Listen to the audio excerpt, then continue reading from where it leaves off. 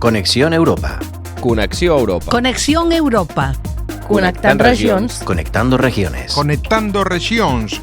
Creant futur. Creando futuro.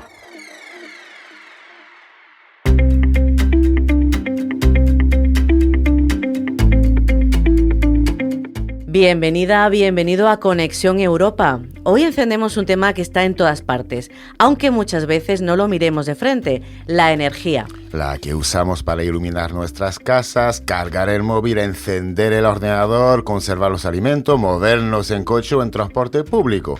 La energía que sostiene hospitales, colegios, empresas, industrias y que, sin darnos cuenta, atraviesa cada minuto de nuestra vida cotidiana.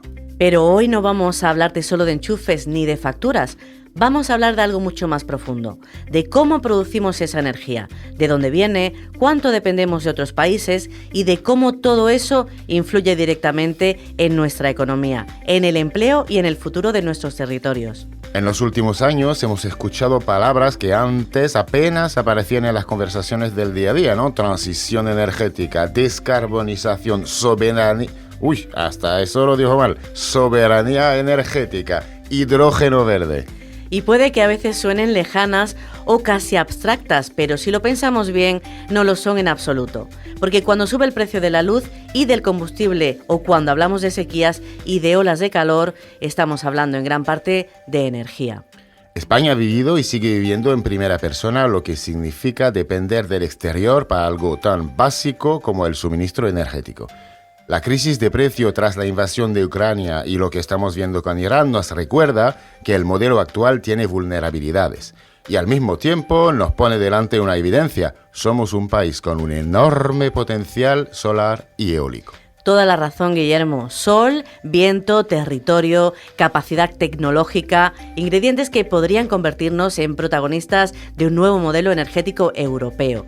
Pero claro, entre el potencial y la realidad hay decisiones políticas, planificación, inversión y aceptación social. Y es ahí donde entra Europa, porque los objetivos energéticos no se improvisan. Están recogidos en estrategias comunes, en planes nacionales alineados con directrices europeas y en fondos que financian desde grandes infraestructuras hasta proyectos locales de autoconsumo o rehabilitación energética. En Conexión Europa llevamos varias semanas hablándote de cohesión, de cómo la política europea intenta reducir desigualdades entre territorios.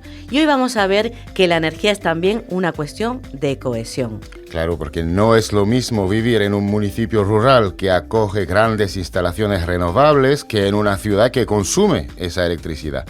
Y no es lo mismo tener recursos para rehabilitar tu vivienda que no poder asumir esa inversión. No es lo mismo formar parte de la industria verde que quedarse al margen. La transición energética puede ser una oportunidad histórica o puede generar nuevas brechas si no se gestiona bien. Puede crear empleo y desarrollo local o puede provocar rechazo si los beneficios no se distribuyen de forma justa. Para ayudarnos a entender en qué punto estamos y hacia dónde va todo este proceso, hoy nos acompaña Fernando Ferrando, presidente de la Fundación Renovables.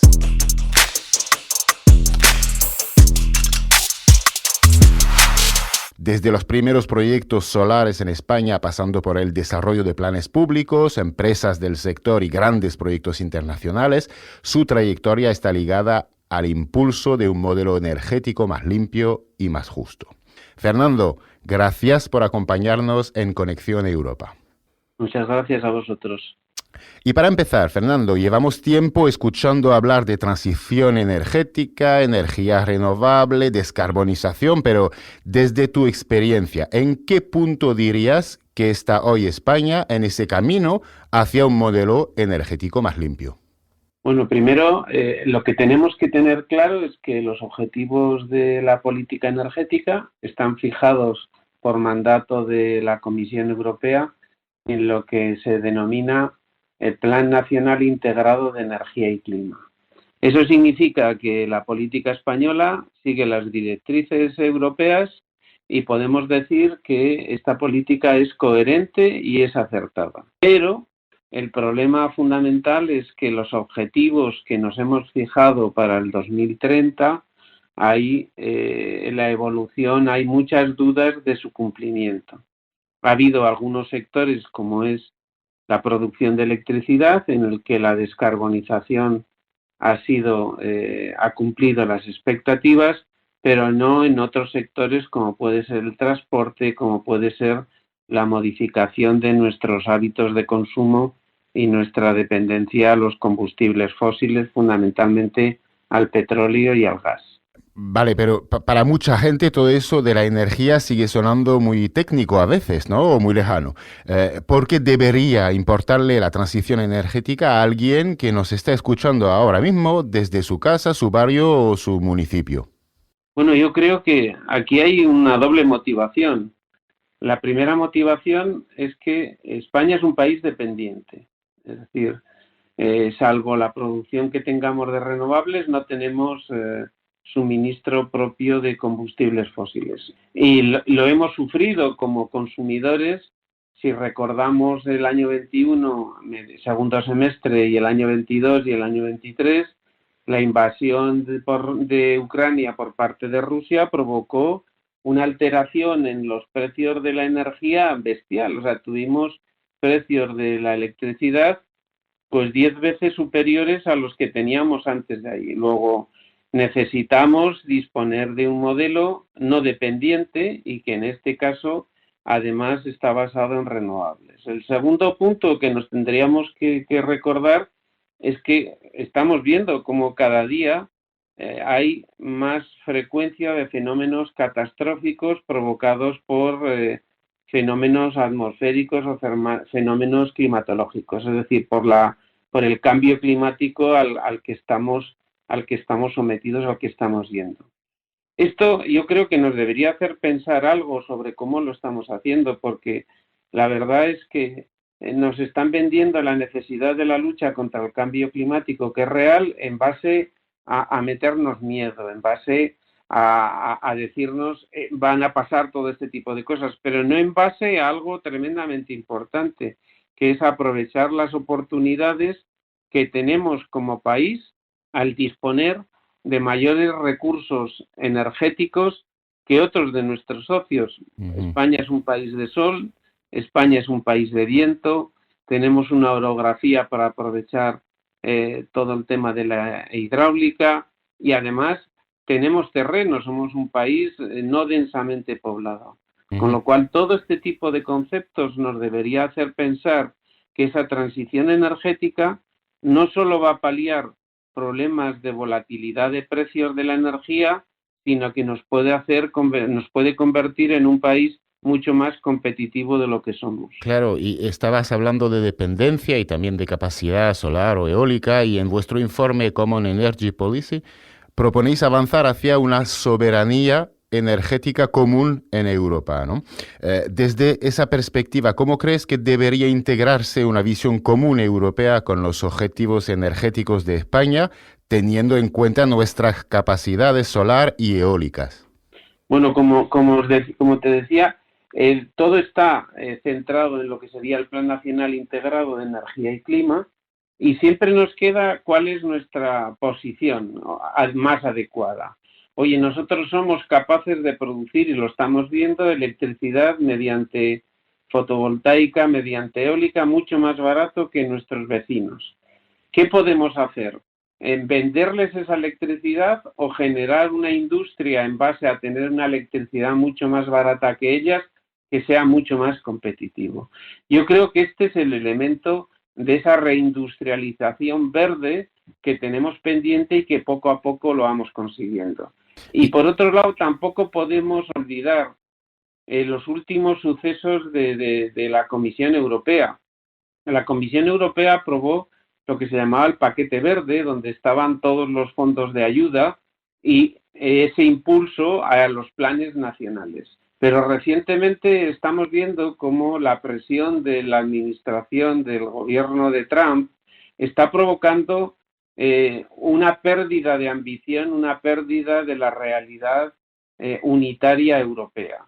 El acuerdo que la presidenta de la Comisión firma con el presidente Trump, en el cual Europa debe comprar 750.000 millones de euros en combustible americano o invertir en Estados Unidos 650.000 millones de dólares es, en cierta manera, romper o negar esa política que habíamos establecido.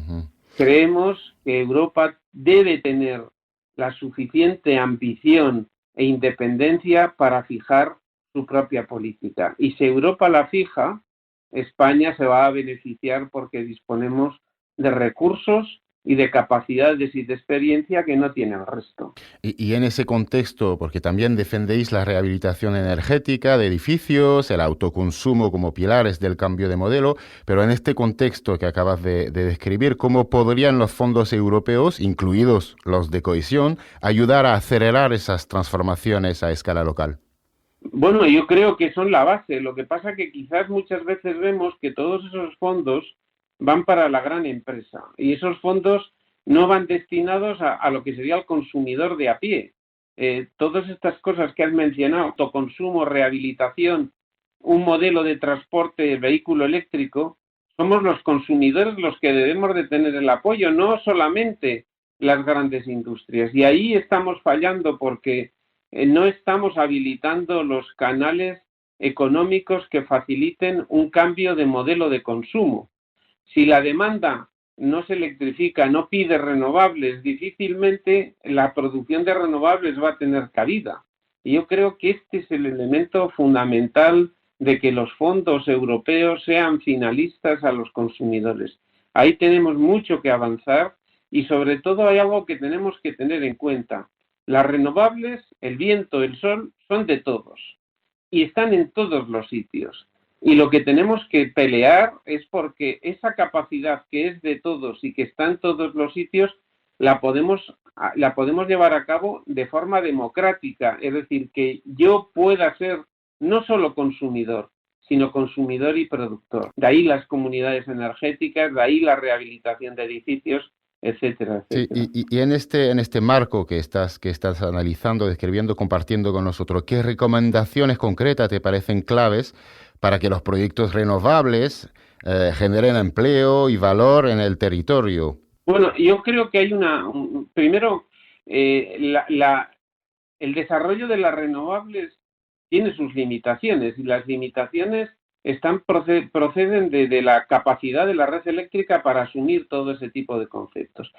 ¿Esto qué quiere decir? Que si no aplicamos políticas redistributivas del valor que crean la producción de electricidad con renovables, lo que vamos a tener es una no aceptación social, y ya se está produciendo, de la instalación de renovables en el medio rural. Nosotros tenemos que tener claro que esos beneficios tienen que ser finalistas. Hay que pensar que el pago del alquiler por utilizar terreno está aproximadamente en 10 veces la renta agraria en el secano.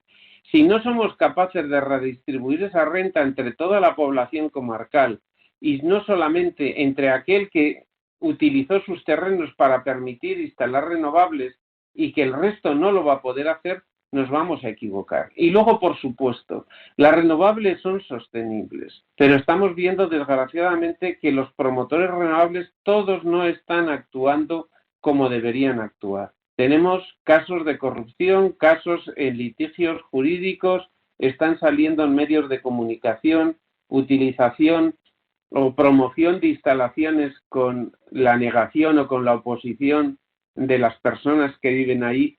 Si no provocamos la aceptación de este proceso, nunca llegaremos al final.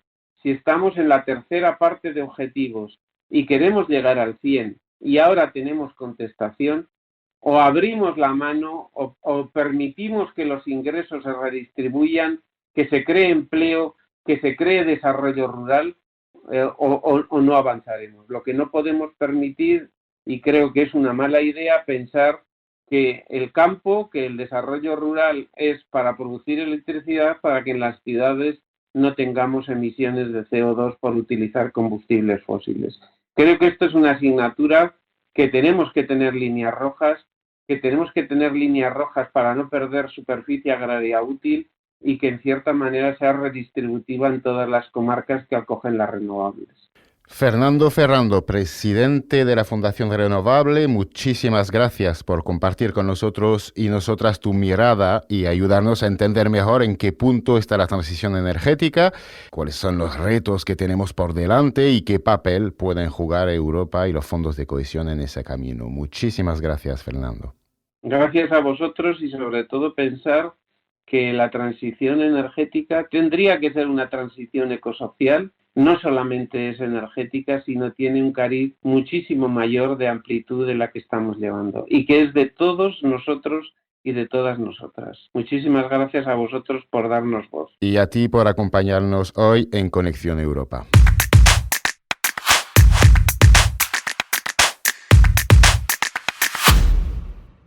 Y después de esa conversación tan necesaria, vamos a hacer lo que siempre hacemos en Conexión Europa, detenernos un minuto en una idea clave. Porque a veces una sola idea bien explicada puede cambiar la forma en la que entendemos todo lo demás. Y en ese espacio nos gusta detenernos en esos conceptos que están empezando a sonar cada vez más, pero que no siempre tenemos del todo claros. Así que afina el oído, ya que damos paso a nuestro ¿sabías qué?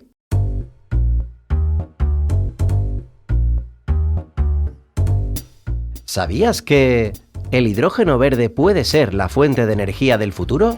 Se produce mediante la electrólisis del agua usando energía de fuentes renovables como la solar o la eólica. El proceso es totalmente limpio, no emite CO2, sino vapor de agua. El hidrógeno verde, por lo tanto, es clave para la descarbonización de sectores como la industria pesada y el transporte.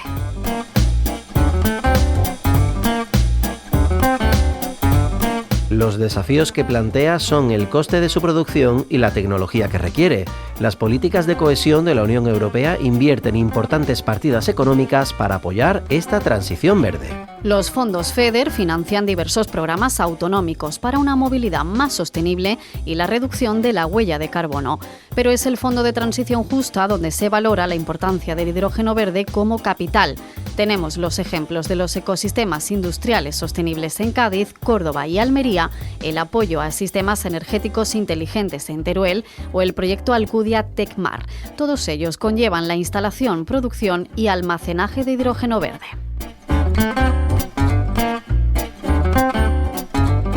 Una energía limpia fundamental para un futuro energético sostenible.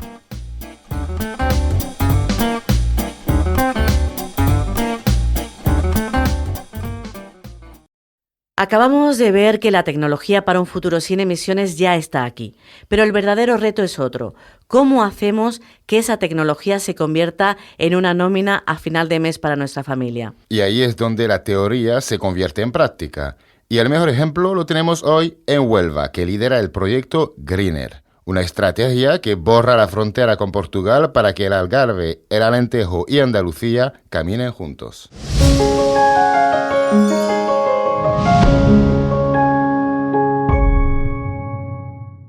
Y para entender cómo esta alianza transfronteriza va a transformar nuestro tejido industrial y social, recibimos ya a Adela de Mora Muñoz, tercera teniente alcaldesa de Servicios Sociales, Familia, Empleo, Vivienda y Desarrollo Económico y además fondos europeos del Ayuntamiento de Huelva. Adela, bienvenida a Conexión Europa. Muchas gracias. Un placer tenerte con nosotros. Vamos a empezar por el principio, ¿no? ¿Qué es exactamente el proyecto Greener y qué viene a transformar en nuestra tierra?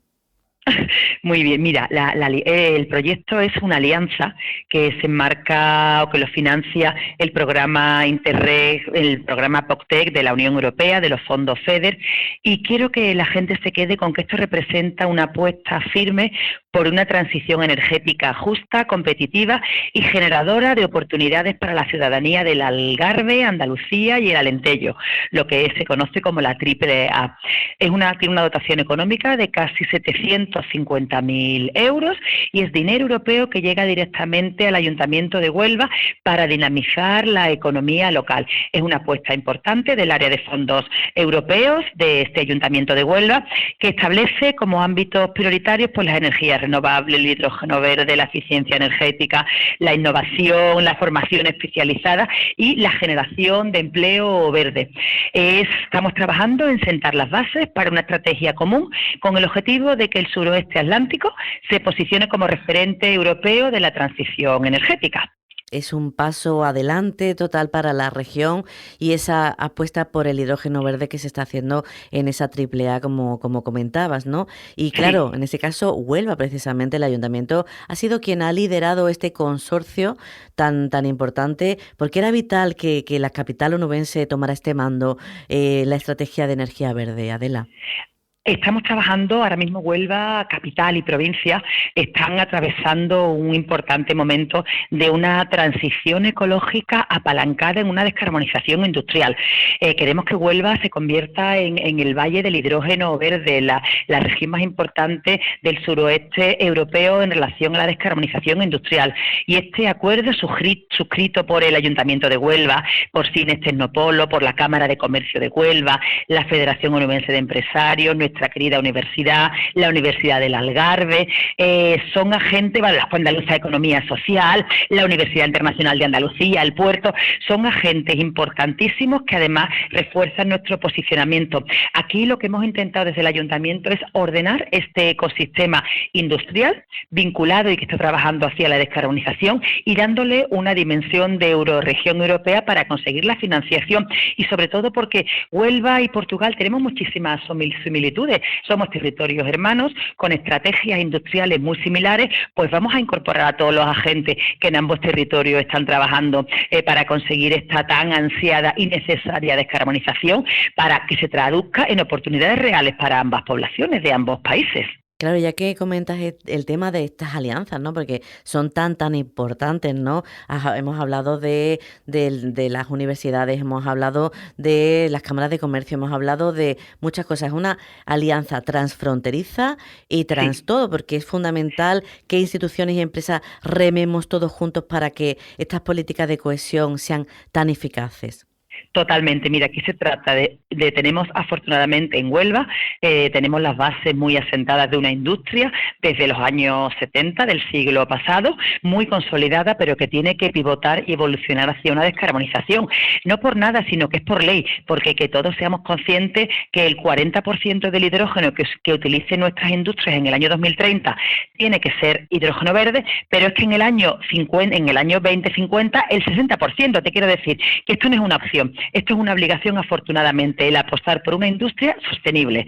Aquí desde la Administración local apostamos desde una industria sostenible. Vimos la oportunidad a través de este proyecto europeo POCTEC, de cooperación transfronteriza de España y Portugal, de trabajar en una cuádruple hélice, donde trabajemos y rememos la Administración pública, la empresa, la universidad y la sociedad civil.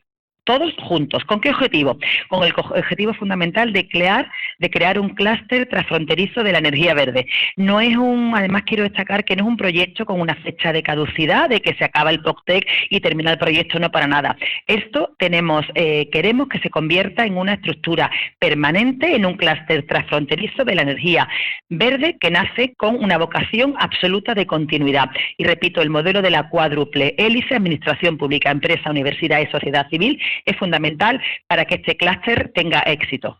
Entonces estamos hablando de impulso hacia las energías de ese clúster, ¿no? De esas similitudes, de esos puertos que también son tan importantes para cambiar este modelo, al fin y al cabo, de forma de vivir y de negocio y de bienestar social. Y vámonos precisamente a ello, porque estamos hablando en este proyecto de empleo, de generar empleo, de formar a las personas de diferentes entornos para que pasen a tener un empleo en la energía verde. ¿Cómo se ha ido avanzando en este proyecto, en ese caso? Mira, nosotros hemos desarrollado varias líneas de trabajo importantes. Una muy importantísima es hacer un diagnóstico de las capacidades de las empresas auxiliares. El sector auxiliar en Huelva y en Cines es importantísimo y queremos contar con un sector auxiliar que dé respuesta a la demanda que esta nueva industria sostenible y descarbonizada les va a plantear. Con lo cual tenemos un mapeo de qué empresas auxiliares en Huelva están listas para dar el salto al hidrógeno verde y cuáles no. Y estamos trabajando con aquellas que todavía no están listas en incorporarles un factor de competitividad que la permita estar al mismo nivel que cualquier otra industria auxiliar, cualquier otra empresa auxiliar, para que tengamos la garantía de que el empleo se nos queda en Huelva, el valor añadido se nos queda en Huelva y las grandes empresas tractoras contratan a nuestra industria auxiliar, que tiene un músculo importante que genera muchísimo empleo, con lo cual eso, por un lado, el trabajar con la empresa auxiliar para que estén listas para dar el salto al hidrógeno verde. Y por otro lado, estamos trabajando muchísimo con jóvenes talentos, con empresas, para resolver retos tecnológicos de la descarbonización. Eso también es importante a través de hackatones y a través de talleres, donde les planteamos retos que sabemos que las industrias tractoras nos están ya demandando. Y por otro lado, igual de importante, no se nos puede olvidar el tema de la formación. Llevamos ya, te puedo decir que más de un año trabajando en formar y en capacitar a nuestros jóvenes y a nuestros no tan jóvenes, porque también no podemos perder de vista la recualificación profesional. Huelva, los trabajadores de Huelva tienen una amplia experiencia en la industria, llevan años trabajando de un modo en el sector industrial y ahora tenemos que enseñarles a trabajar en el sector industrial, pero desde un punto de vista sostenible y respetuoso con el medio ambiente, que siempre lo ha sido, pero ahora le tenemos que enseñar a trabajar con la etiqueta del hidrógeno verde, que implica protocolos diferentes, formas de actuar diferentes, procedimientos diferentes, pero en esa línea estamos. O sea, me gustaría destacar que Huelva, el Ayuntamiento, gracias a este proyecto Greener, el Ayuntamiento, las cámaras de comercio, los empresarios, la universidad, nos hemos anticipado y llevamos ya prácticamente desde que llegamos 1 año y medio trabajando en capacitar a la población joven y no tan joven para que estén listos, y cuando estas empresas, que son ya una realidad, el lunes nos levantamos con la estupendísima noticia de que Moeve ya estaba confirmado que iba a implantar su fábrica de hidrógeno verde en el término municipal de Palos de la Frontera, en la provincia de Huelva, o que Atlantic Copper está ya haciendo inversiones importantes, o que Air Liquide. Es decir, que estos proyectos más tarde que nunca van a ser una realidad, y nosotros nos hemos anticipado y estamos formando y capacitando a la mano de obra para conseguir que el talento se quede en Huelva, para contribuir a fijar la población en los territorios y sobre todo disminuir nuestra tasa de paro, y que todos nuestros ciudadanos de Huelva tengan un empleo reconocido, bien remunerado y, por supuesto, y me gusta siempre destacarlo cada vez que hablo de industria, sostenible y respetuoso con el medio ambiente. Aquí no estamos apoyando ninguna industria que no tenga práctica sostenible, entre otras cosas porque por ley no podemos hacerlo. Así que para que todo el mundo le quede claro y sea consciente. Pues muchísimas gracias por explicarle aquí a nuestros oyentes andaluces el paso adelante que ha dado Huelva con el proyecto Greener de cara a esta revolución sostenible que va a ser el hidrógeno verde en nuestra tierra. Adela, muchísimas gracias. Muchas gracias a vosotros por darme la oportunidad de trasladar a la población y a todo el mundo que nos escucha qué es el hidrógeno verde y cómo se va a trasladar en oportunidades de negocio. Añado oportunidades laborales, añado también que con estas industrias van a llegar mucha más población, con lo cual se van a necesitar más servicios, más colegios, más bares, más de todo, más viviendas, más de todo. Y ahí estamos también trabajando para que no nos pille el toro y estemos preparados para dar una respuesta y que el Ayuntamiento de Huelva y nuestra ciudad esté a la altura que todos nos merecemos. Hoy te hemos hablado de energía, pero en realidad te hemos hablado de algo muchísimo más amplio, de cómo queremos vivir. De si seguimos dependiendo de recursos que vienen de lejos o aprovechamos lo que tenemos en casa cerca. De si la transición se queda en cifras o se traduce en empleo, en industria, en oportunidades reales para nuestro territorio. Porque la energía no es solo electricidad, es competitividad, es autonomía, es cohesión. Y también nos queda una pregunta incómoda. ¿Estamos preparados para cambiar la forma en la que producimos y la forma en la que consumimos? Porque ahí está la clave, no basta con generar energía limpia. También importa qué hacemos con los recursos, cómo los usamos y cuánto tiempo les damos de vida. Y precisamente de eso va nuestro próximo programa. Si hoy hemos hablado de cómo encendemos el futuro, la semana que viene hablaremos de cómo evitar que se apague demasiado pronto. Nos adentraremos en la economía circular, un modelo que propone algo tan sencillo y tan revolucionario en el mundo en el que vivimos como dejar de usar y tirar, para empezar a reutilizar, reparar, reinventar. Porque la cohesión europea también pasa por ahí, hacer que el bienestar no signifique desperdicio y que la innovación no deje residuos por el camino. Así que si te interesa saber cómo Europa está impulsando empresas, municipios y proyectos que convierten los residuos en recursos, no te lo pierdas. Bueno, hoy han estado contigo al micrófono Guillermo Butó Y Sonia Morales. con la realización técnica de Ángel Macías. Gracias por acompañarnos en Conexión Europa. Nos escuchamos el próximo programa. Hasta pronto. Hasta la semana que viene. Conexión Europa es un proyecto apoyado por la Comisión Europea. Más información en conexioneuropa.org.